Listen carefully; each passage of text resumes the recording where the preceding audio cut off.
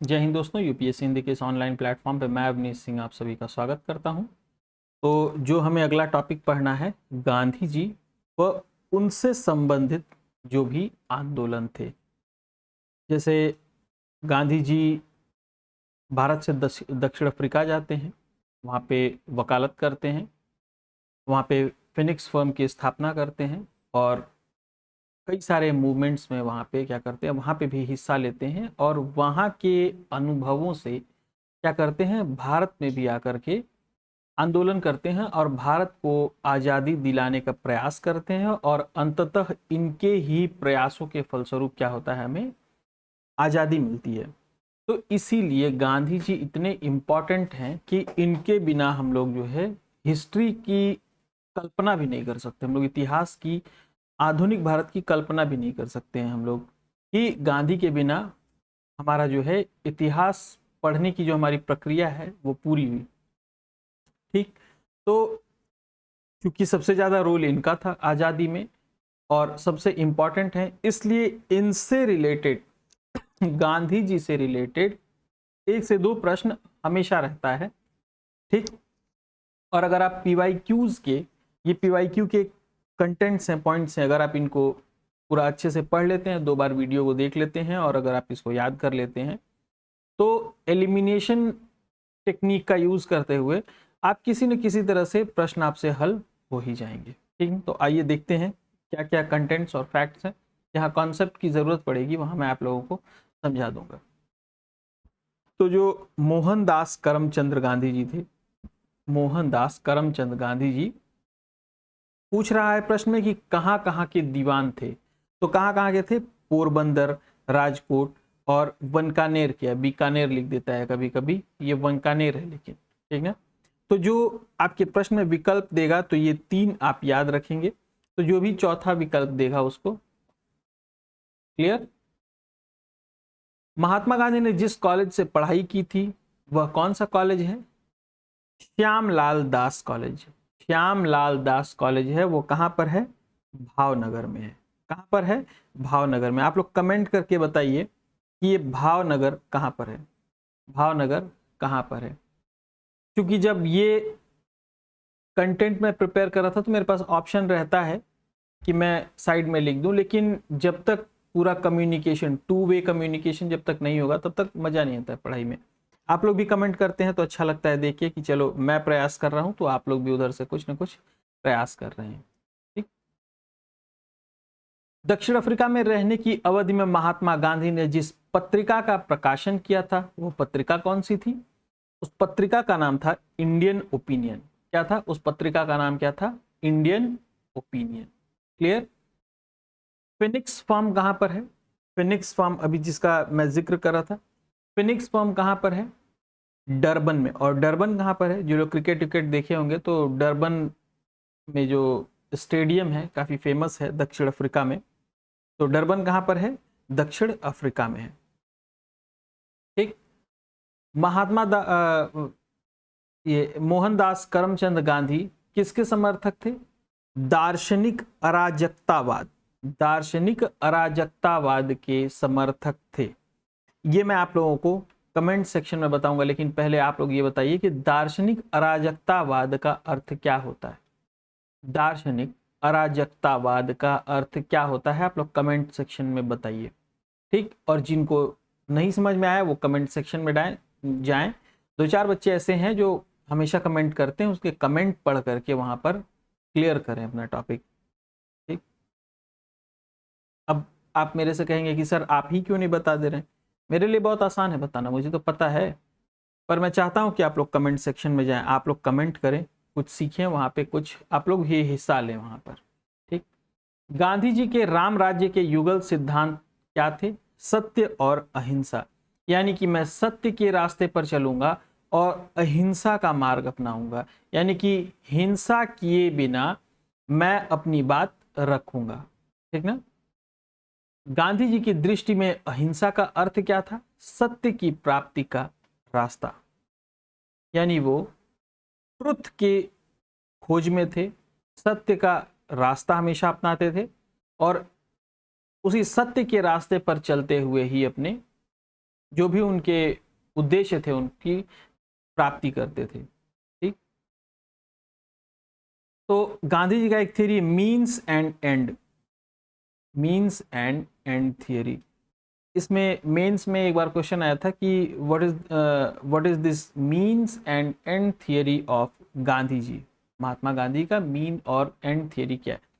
तो यानी कि जो एंड है, जो अंत है, अंतिम, अंत मतलब कि जो हमें अंतिम में हम रिजल्ट प्राप्त करना चाहते हैं, हम जो रिजल्ट पाना चाहते हैं, उसके लिए हम कौन सा मीन अपनाएंगे, कौन से मीन्स अपनाएंगे हम उसके लिए, यानी कौन से हम रास्ते अपनाएंगे।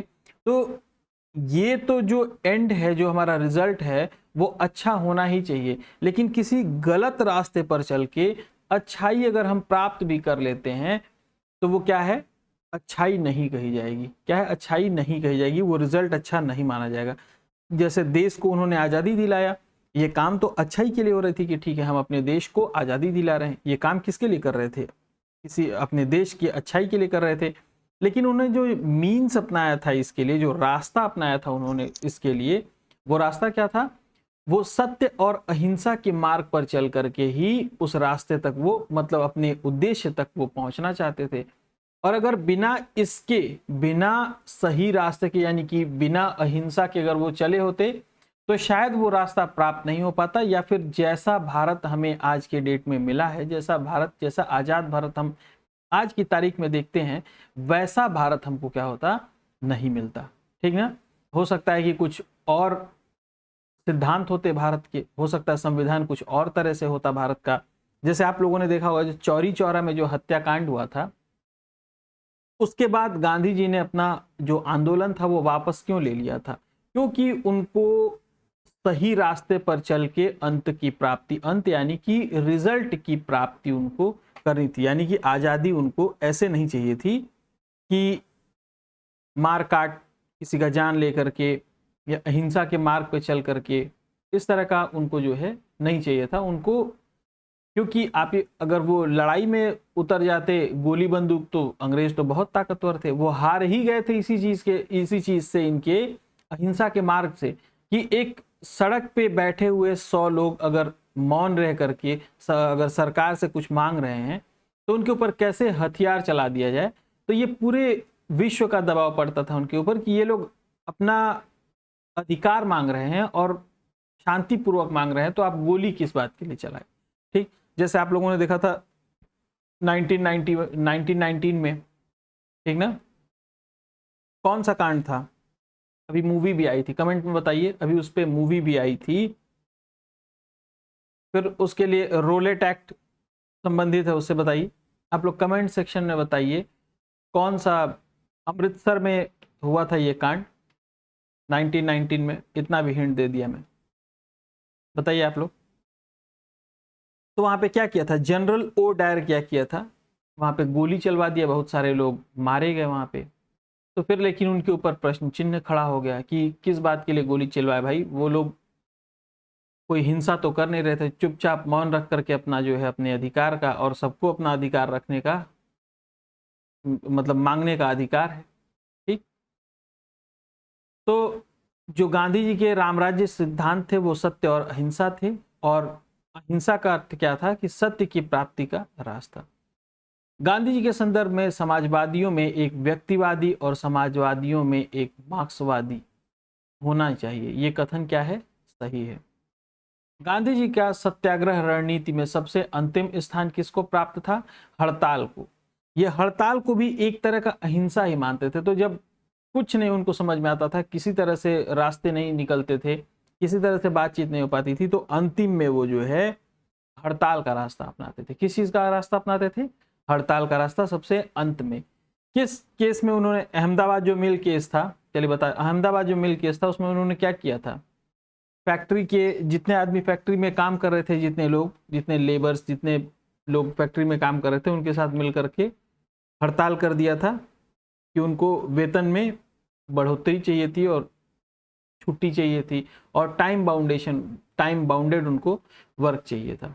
ठीक ना, तो गांधी जी के अनुसार हिंसा का क्रूरतम रूप क्या है, गांधी जी के अनुसार हिंसा का जो क्रूरतम रूप है वो गरीबी का स्थायित्व है। यानी कि गरीबी जो है वो स्थायी रूप से बने रहने की जो प्रक्रिया है वही सबसे हिंसा का क्रूरतम रूप है।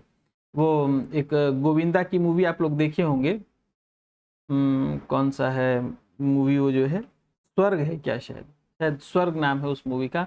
उसमें वो मुंबई जाता है और मुंबई जाने के बाद वो क्या कहता है डायलॉग में कि गरीब पैदा होना जो है वो पाप नहीं है, लेकिन आप गरीब अगर रह जाए और गरीब मर जाए अगर वो, तो वो एक क्या है, पाप है।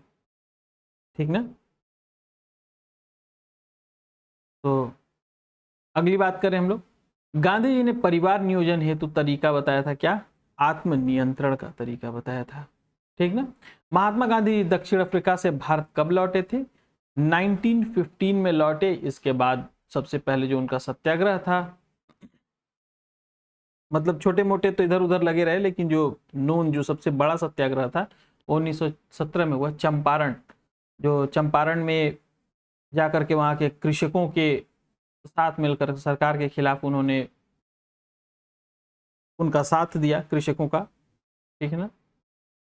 गांधी जी अफ्रीका में कितने वर्ष रहे थे, 21 वर्ष तक। कितने वर्ष, 21 वर्ष तक। दक्षिण अफ्रीका में जिस रेलवे स्टेशन पर गांधी जी को ट्रेन से फेंका गया था वह कौन सा रेलवे स्टेशन था, पिट्सबर्ग। मतलब पूरा नाम है पीटर मारिट्सबर्ग, लेकिन पिट्सबर्ग कभी कभी लिख देता है बुक में, पीटर मारिट्सबर्ग। ठीक है।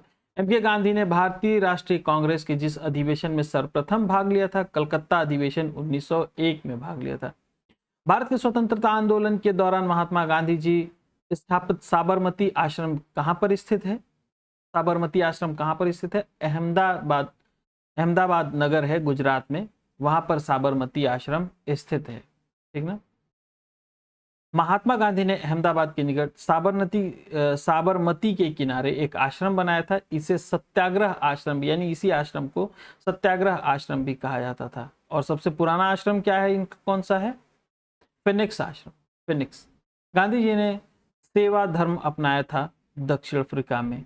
ठीक ना। कहां पर अपनाया था, दक्षिण अफ्रीका में अपनाया था। कौन सा धर्म, सेवा धर्म। महात्मा गांधी जी के राजनीतिक गुरु कौन थे, गोपाल कृष्ण गोखले। इन्होंने कहा था कि आप मूवमेंट करने के पहले, आंदोलन करने के पहले एक बार पूरे भारत को आप घूम लें, चीजों को समझ लें, यहाँ की भूगोल को, यहाँ की राजनीति को समझ लें, तब आप ज्यादा बेहतर तरीके से क्या करेंगे, आप जन कल्याण कर पाएंगे।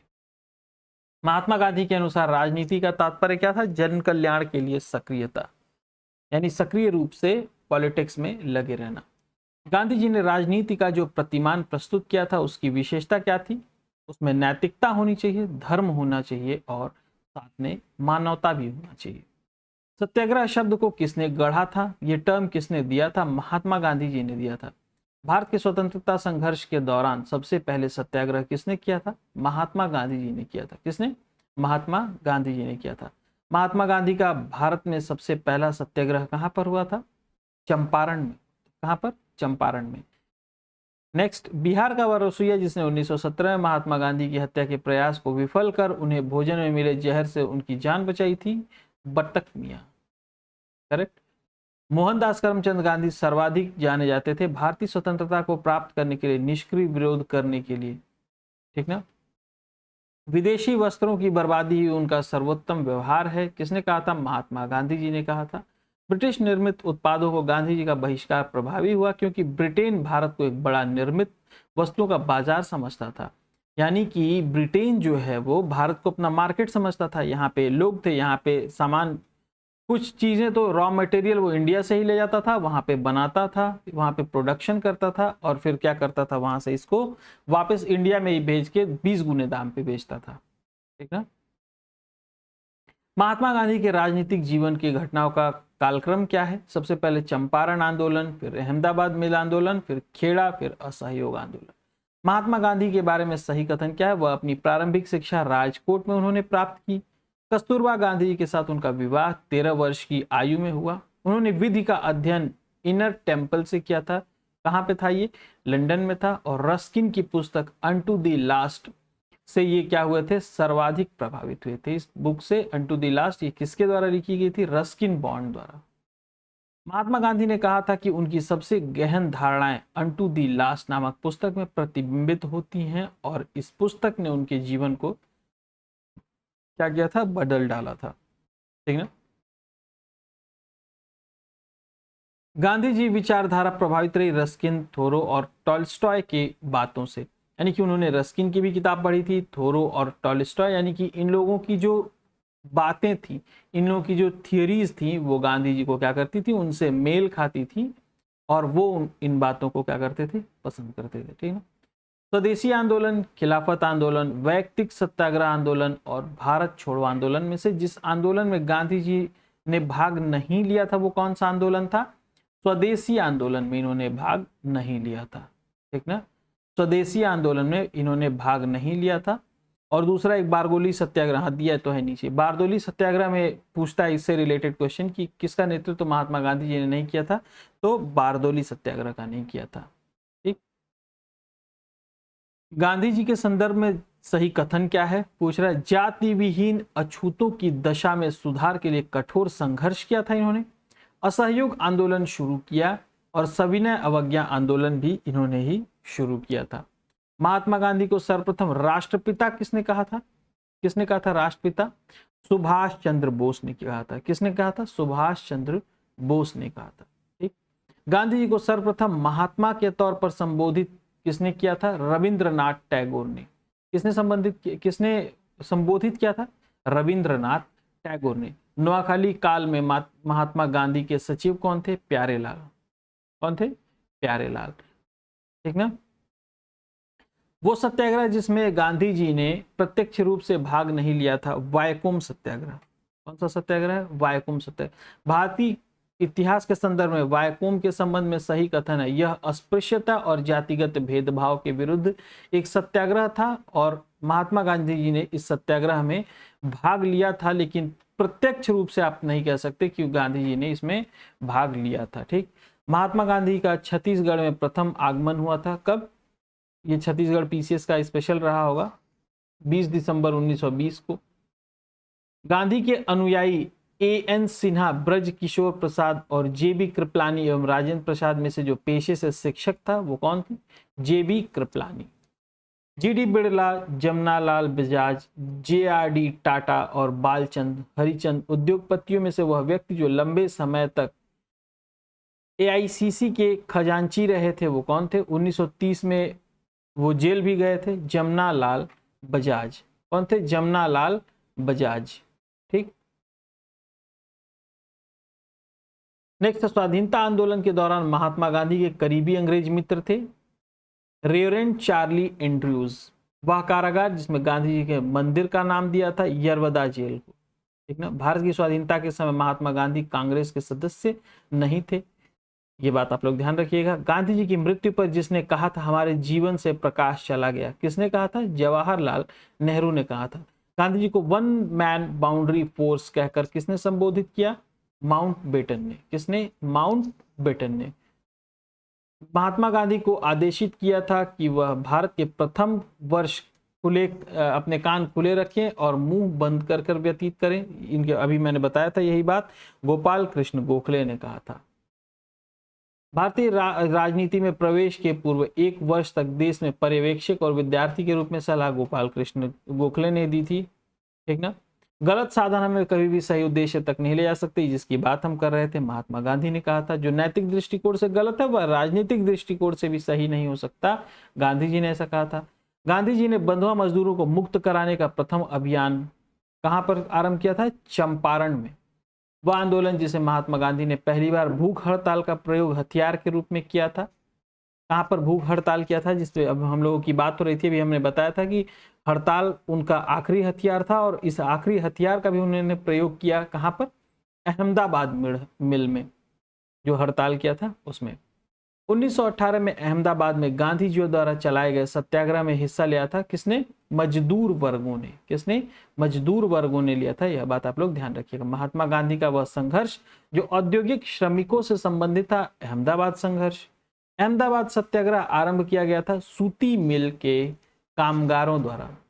शुरू किया गया था और बाद में उनके ही रिक्वेस्ट पे गांधी जी उनके साथ शामिल हुए थे। गांधी जी के ट्रस्टीशिप के सिद्धांत का प्रतिपादन का संबंध किससे है? दक्षिण अफ्रीका से संबंध है, ठीक ना। 1903 में ये ट्रस्टीशिप सिद्धांत दिया था। आप लोग कमेंट करके बताइए ट्रस्टीशिप सिद्धांत है क्या। गांधी जी अर्थव्यवस्था के विषय में क्या मतलब उनका विचार थे, क्या उनके बारे में सही कथन है? वे अहिंसा पे आधारित अर्थव्यवस्था पर बल देते थे। केंद्रीकरण शोषण और असमानता को जन्म देता है। इसका अर्थ है अतः मतलब अर्थात, यानी कि इसे हम कह सकते हैं कि अहिंसक सामाजिक संरचना केंद्रीकरण विरोधी है और वे भारत में मशीनीकरण के पक्षधर नहीं थे। तो ये कुछ सेंटेंस है, ये यूपीएससी में ये प्रश्न पूछा गया था, तो इसको भी मैंने शामिल कर लिया था। पीसीएस में आने की उम्मीद बहुत कम है इसके। एम के गांधी के अनुसार अस्पृश्यों का सामाजिक आर्थिक सुधार संपन्न किया जा सकता है। उनके लिए कुटीर उद्योग स्थापित करके, जिसको आप लोग एमएसएमई बोलते हैं आज के डेट में, छोटे छोटे उद्योगों की व्यवस्था करके उनके आर्थिक सुधार किया जा सकता है। ठीक। गांधीयन इनोवेशन यानी गांधी जी का नवाचार का तात्पर्य क्या है? इससे क्या कहना चाहते हैं कि कम निवेश से अधिक उत्पादन अधिक लोगों के लिए, यानी कम से कम निवेश और अधिक से अधिक उत्पादन अधिक से अधिक लोगों के लिए। ठीक। तो ये था आज का आपका टॉपिक गांधी जी से संबंधित। तो आज के लिए इतना ही। जय हिंद।